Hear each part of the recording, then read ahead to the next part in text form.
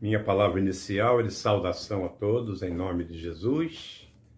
Com prazer estamos iniciando mais um estudo da Palavra de Deus, para a qual todos são bem-vindos.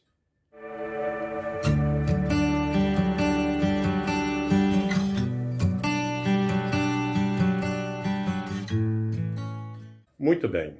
Então hoje nós vamos começar um novo estudo, um novo ciclo, de estudos, e vamos estudar as epístolas de Pedro, primeira e segunda, e Judas. E vamos começar então pela primeira carta de Pedro, que enfatiza o sofrimento por amor a Cristo e a herança futura. Por esta razão, há comentaristas que pensam que essa epístola devia ter o título de A Epístola da Esperança. A Epístola da Esperança. Muito bem, então nós vamos começar falando sobre a sua autoria. Seu autor, então, é Pedro, o apóstolo, que na forma grega da palavra aramaica, Cefas, quer dizer rocha, nome este que Jesus deu a Simão, conforme João capítulo 1, verso 42. Simão era filho de um certo João, ou Jonas. Daí a expressão Simão, filho de Jonas, de Jesus em Mateus capítulo 16, verso 17. Muito bem. Pedro, ele era casado, natural de Betsaida, e mais tarde transferiu-se para Cafarnaum, onde exerceu a profissão de pescador até a chamada apostólica de Jesus. Esta epístola, meus irmãos, ela foi escrita aproximadamente no ano 63 depois de Cristo, presumidamente na Babilônia, considerando-se a ordem em que os países a que Pedro se refere, enumerados a começar do Oriente para o Ocidente, dando a entender que ele se achava nas partes do Oriente, como se vê pela saudação enviada da igreja em Babilônia, conforme o capítulo 5, verso 13. Muito bem, hoje então estudaremos a lição que tem por título Uma herança inigualável e segura, baseada no capítulo 1, versículos 1 ao 5, que assim nos diz: Pedro, apóstolo de Jesus Cristo, aos eleitos que são forasteiros da dispersão no ponto, Galácia, Capadócia, Ásia e Bitínia, eleitos segundo a presciência de Deus Pai, em santificação do Espírito, para a obediência e a aspersão do sangue de Jesus Cristo, graça e paz vos sejam multiplicadas. Bendito Deus e Pai de nosso Senhor Jesus Cristo, que segundo a sua muita misericórdia, nos regenerou para uma viva esperança, mediante a ressurreição de Jesus Cristo dentre os mortos, para uma herança incorruptível, sem mácula, imarcessível, reservada nos céus para vós outros, que sois guardados pelo poder de Deus, mediante a fé, para a salvação preparada para revelar-se no último tempo. Meus irmãos, o alvo deste estudo é reconhecermos a maravilhosa e perfeita salvação que nos foi outorgada por meio de Cristo e sermos gratos por ela. Sermos gratos por ela. E o primeiro ponto desta lição é a preciosa condição dos crentes. A preciosa condição dos crentes.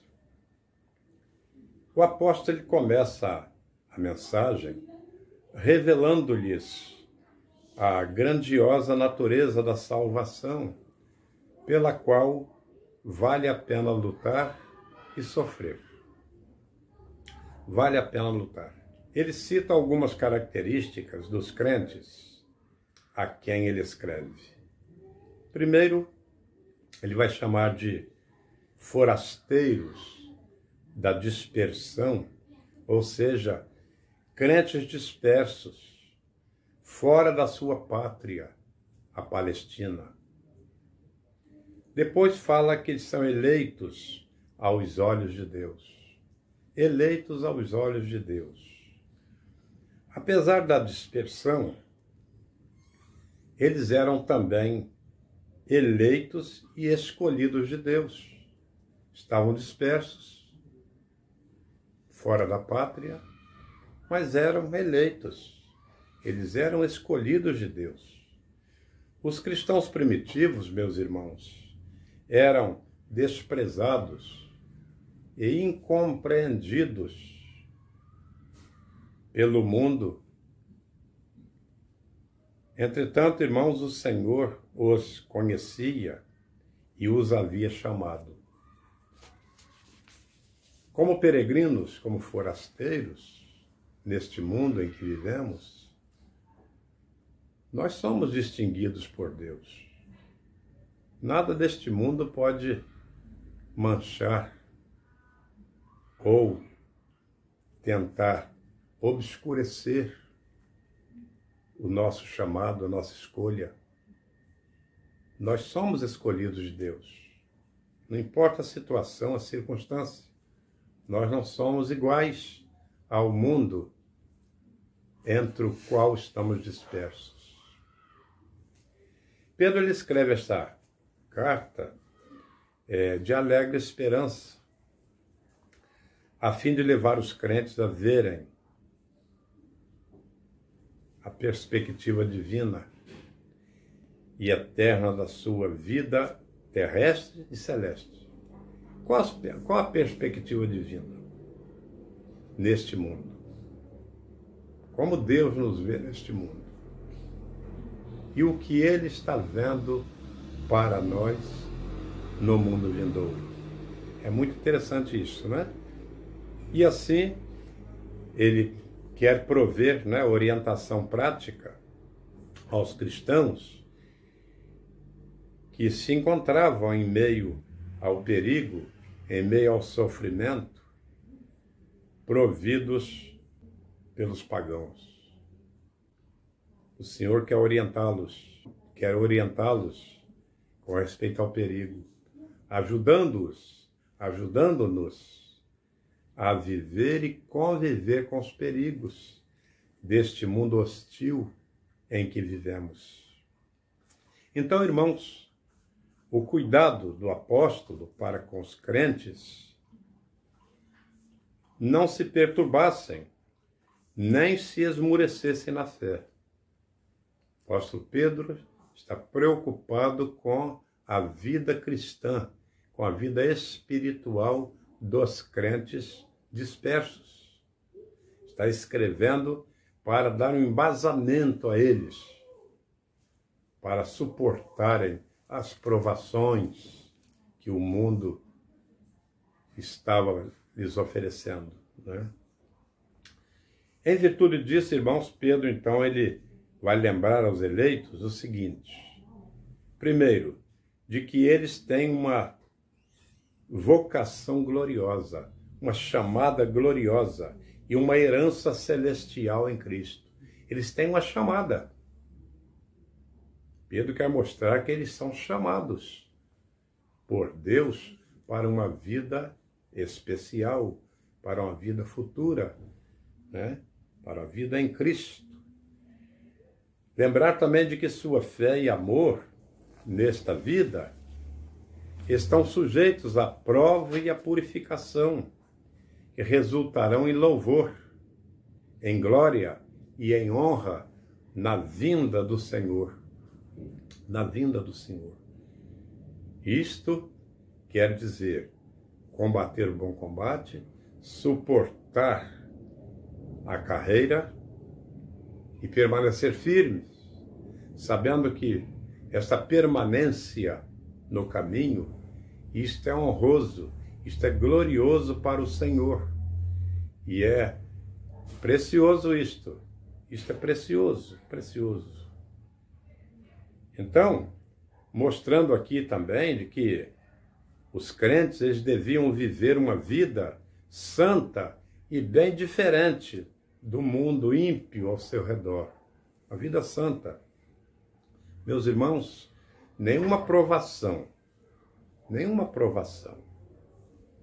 percalço, nenhuma circunstância adversa deve nos levar a concordar, a conformar com o mundo.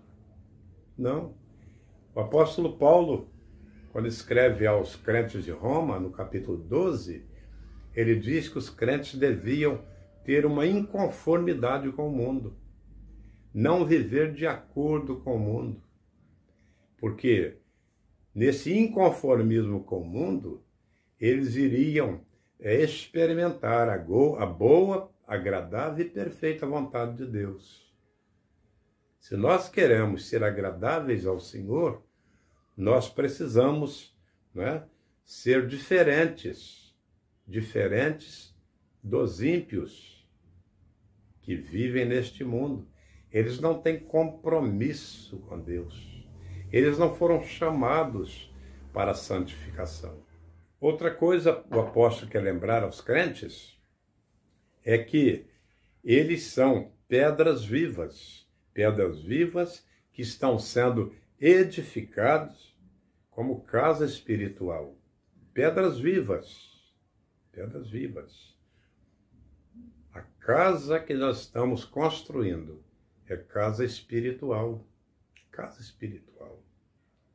Então precisamos cuidar disto, não é? Enfim, esta é essencialmente a epístola da esperança viva, fundada e firmada na ressurreição de Jesus Cristo. Essa primeira epístola do apóstolo, meus irmãos, o apóstolo Pedro, é uma epístola, portadora da certeza de uma herança gloriosa, descrita como incorruptível, incontaminável e imperecível. É uma herança que, como disse Jesus, o ladrão não mina, não rouba, porque ela está no céu. Isso é precioso, Então, ainda quanto aos eleitos de Deus, nós vemos nessa epístola que a eleição dos crentes, ela é operada segundo a presciência de Deus. Logo, ele sabe de antemão, de tudo quanto estamos passando hoje, assim como o que viermos a passar amanhã, durante nossa peregrinação neste mundo. Então ele sabe do hoje, ele sabe do amanhã.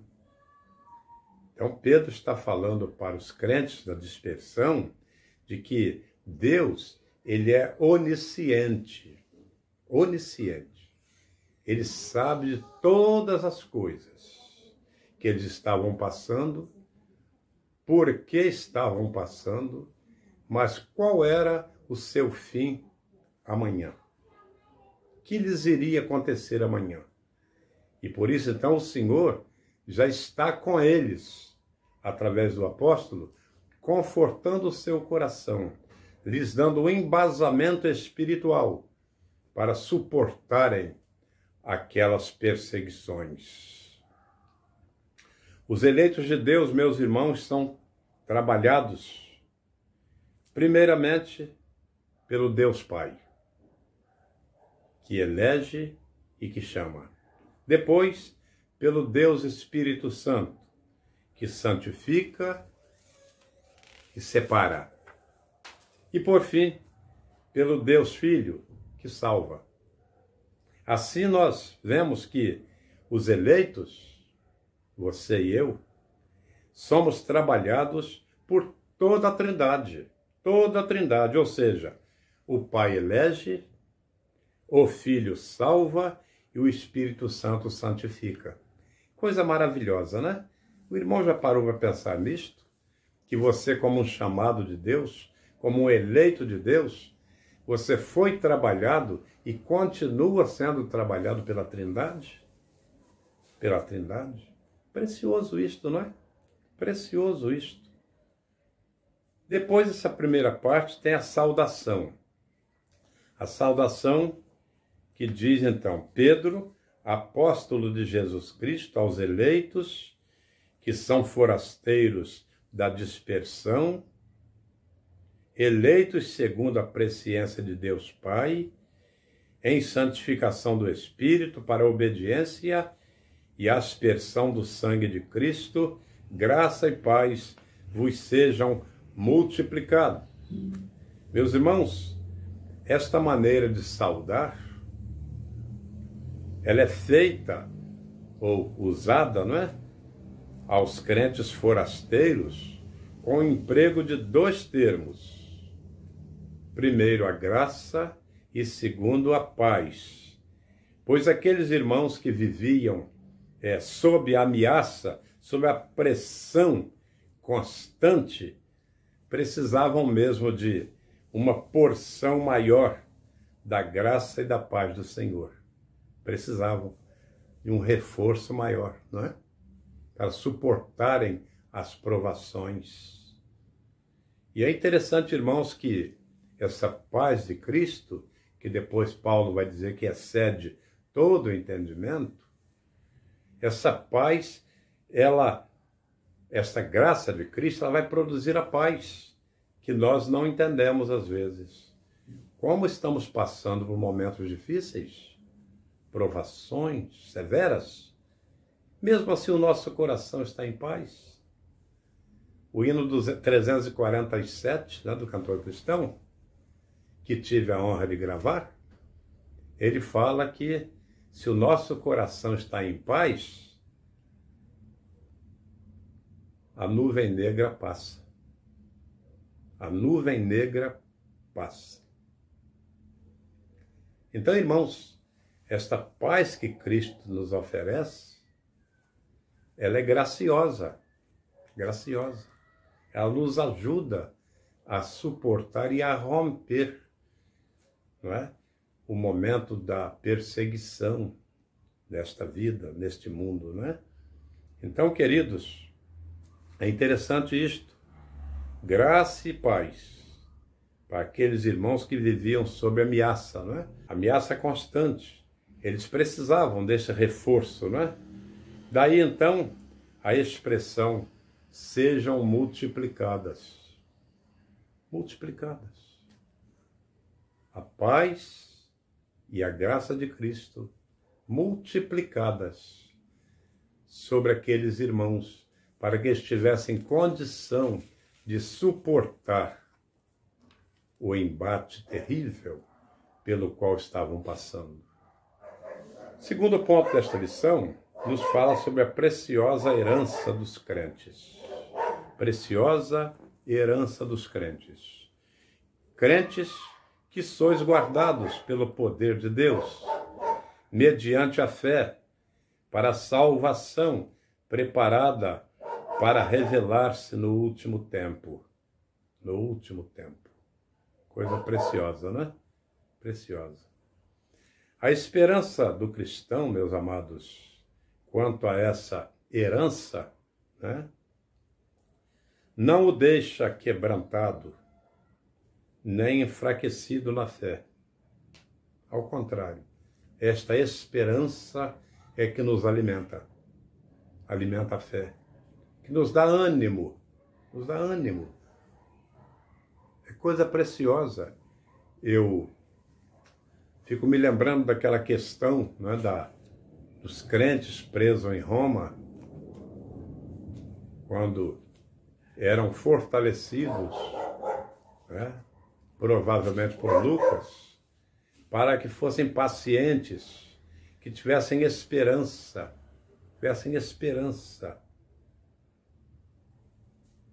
porque logo, logo, o Senhor haveria de colocá-los na sua herança celestial. Uma viva esperança, diz o verso 3.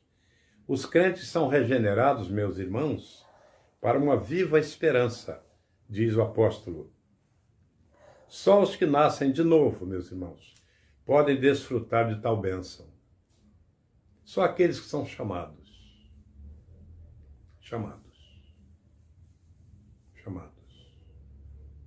Agora é interessante observarmos que o Senhor chama, mas cabe a você e eu respondermos, aquecermos a esse chamado, a esse convite.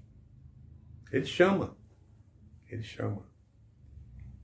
Mas só aquele que ouve o chamado, que passa pela experiência do novo nascimento, pela obediência à fé, esses é que podem desfrutar da bênção celestial, a bênção da herança celestial, a salvação eterna.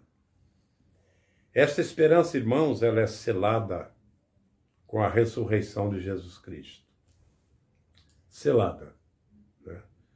O Senhor Jesus, ele ressuscita dentre os mortos para garantir que nós também seremos ressuscitados para uma nova vida, uma vida celestial, uma vida cristã abundante, que começa aqui, mas não tem fim. Ela transcende os umbrais da eternidade. Algo maravilhoso. E esta herança, então, irmãos, ela possui três características. Primeiro, ela é incorruptível. Segundo, ela é imaculada. Nada pode manchar. Terceiro, ela é imperecível. E Jesus fala que lá, onde está a nossa herança, o ladrão não mina, o ladrão não rouba, ferrugem não consome, porque há uma garantia.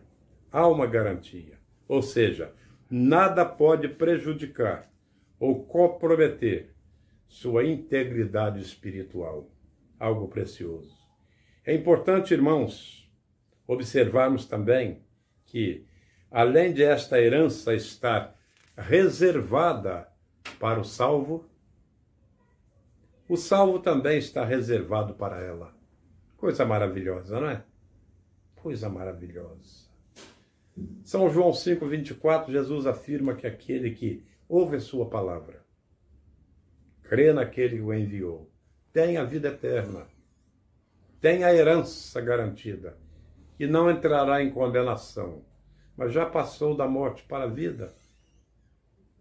Quando você ouve a palavra de Deus e aceita, você já está de posse da herança celestial, aguardando só o dia da posse, da entrada para o gozo eterno. É algo maravilhoso isto, maravilhoso. Então, meus irmãos queridos, o Espírito Santo, ele é o penhor desta vida eterna. Que papel glorioso do Espírito Santo, meus irmãos. Olha, primeiro, ele convence o pecador do pecado, da justiça e do juízo. Se o pecador abre o coração e aceita ao Senhor Jesus, o Espírito Santo passa a habitar nele. E é maravilhoso que o apóstolo São Paulo, ele escreve aos Efésios, no capítulo 1, verso 14, dizendo que este Espírito Santo, que convenceu o homem do pecado, da justiça e do juízo, em o homem aceitando este convencimento, o próprio Espírito passa a entrar nele e passa a ser o seu penhor da vida eterna. Coisa preciosa, irmãos. Ele passa a ser o penhor, passa a ser a garantia da sua morada celestial, da sua herança celestial. Lembremos-nos, meus irmãos, de que os perigos desta vida não devem perturbar ou abalar a nossa fé. Não devem. Nem nossa esperança pela posse dessa gloriosa herança que nos foi garantida no Calvário. Não, irmãos, não. Há muita gente que está apostatando-se da fé, negando a fé, desistindo da fé. Não. O escritor aos Hebreus declara que a alma que assim procede, o Senhor não tem prazer nele. Nesse que retrocede, o Senhor não tem prazer nele. Não tem prazer nele. Muito bem, queridos. Caminhando para o encerramento deste estudo, nós temos a falar sobre a questão das perseguições, né? Perseguições que foram agudas no primeiro século, quando os nossos irmãos em Cristo perderam suas vidas, martirizados por amor ao Evangelho. Por amor ao Evangelho. E me lembro de uma tradição que fala sobre o martírio dos apóstolos, e essa tradição diz que quando chegaram para Policarpo, Policarpo era um discípulo de João, e ele era bispo da igreja de Esmirna, uma daquelas 7 do Apocalipse, né? Que hoje é Turquia, né? Esmirna hoje é Turquia. Então, chegaram para o Policarpo, que era bispo, né? Era pastor daquela igreja, e disseram que ele negasse a Jesus. Negasse a Jesus. E se ele negasse a Jesus, ele estaria livre de qualquer perseguição. Qualquer perseguição.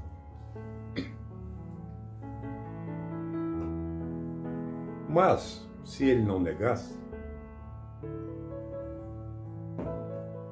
ele seria sacrificado na fogueira. Então, Policarpo responde para aquela autoridade dizendo: olha, eu não posso negá-lo, porque ele nunca se negou a mim. Ele foi capaz de dar a sua vida por mim. Ele foi capaz de ser crucificado por mim. Então eu não posso negá-lo. Pegaram então Policarpo, colocaram numa fogueira, espetaram ele na estaca dentro do fogo, e ele morreu queimado e estacado ali. Porque disse que não podia negar a Cristo. Meus irmãos queridos, em nosso país nós não sofremos perseguição religiosa, pelo menos depois da nova lei, não é? A lei da liberdade religiosa. Então, nós não temos sofrido perseguição religiosa como naqueles tempos, é verdade. Mas sabemos de lugares em que muitos irmãos, muitos crentes, inclusive missionários, estão sofrendo retaliações por causa do Evangelho. Portanto, irmãos queridos, nós precisamos e devemos orar continuamente para que o Senhor lhes dê multiplicadamente da sua graça e paz. Que Deus a todos abençoe. É a minha oração. Não percamos de vista o dom celestial. Não percamos de vista a herança celestial que nos está reservada através da morte e da ressurreição do nosso Senhor e Salvador Jesus Cristo. Amém? Amém.